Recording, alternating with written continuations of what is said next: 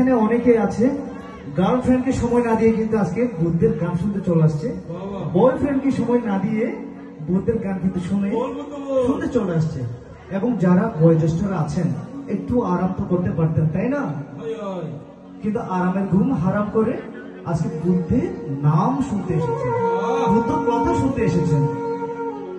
মানে এটি যতক্ষণ পর্যন্ত মনে বাজবে যে না গতকাল আমরা এখানে বুদ্ধের নাম শুনতে এসেছি, বিশ্বাস করেন বা নাই করেন, যতক্ষণ ভাববেন ততক্ষণই কুশল কর্ম সম্পাদিত হবে। যতক্ষণ ভাববেন ততক্ষণই কুশল কর্ম সম্পাদিত হবে। আপনাদের মনে হতে পারে কয়েকজন মানুষ ঢোল, বাঁশি, মন্দিরা, কিবোর্ড নিয়ে বসে আছে। আসলে না, আপনারা যে জেগে আছেন এগুলো বিফলে যাবে না, একদমই না। খুবই ভালো লাগছে, কারণ অনেক কষ্ট স্বীকার করছেন। আমাদের কাজটা একটু কষ্ট দিয়ে আপনাদেরকে একটু জাগ্রত করে রাখা। তো আমরা যতক্ষণ আছি আপনারা থাকবেন, এটা আমি কামনা করছি।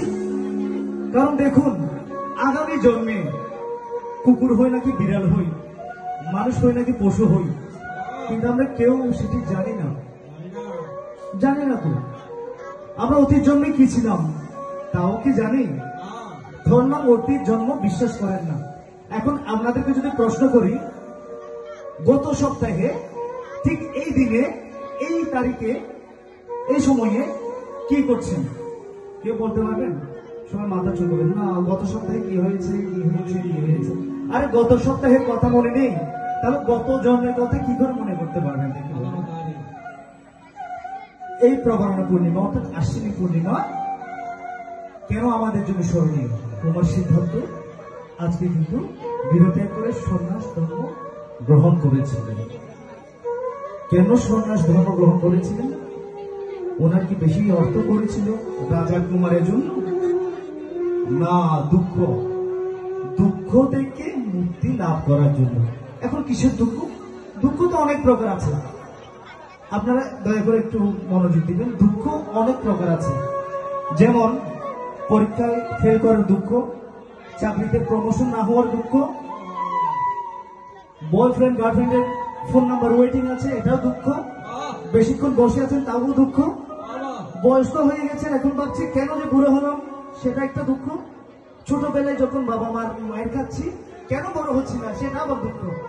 দুঃখের কোনো কমতি নেই, আসলে দুঃখের কোনো কমতি নেই। এটা যখন উনি অনুধাবন করতে পেরেছেন তখন তো উনি সিদ্ধান্ত নিয়েছিলেন যে আমি সংসার ত্যাগ করব। এখন ওনার কথা বলতে এসে, ওনার কথাকে আমরা সুরের মাধ্যমে আপনাদের কাছে প্রচার করতে এসে যদি আপনারা বিমুখ হয়ে যান তবে করার কিছু নেই। হয়তোবা দেখা যাবে কোনো একটা সময়, বুদ্ধের সময় আপনাদের জন্ম হয়েছে, পাশ দিয়ে আর্যমিত্রের বুদ্ধ হেঁটে যাবে, তখন বলবেন দূর হয়তো হয়তো মানুষ যাবে আস্তে আস্তে আঁধি, এতে কে যাচ্ছে আস্তে আস্তে করে হেঁটে, খেয়ে দিয়ে কোনো কাজ নেই, এরকম বলে তিরস্কার করবেন, চিন্তা পারবেন না।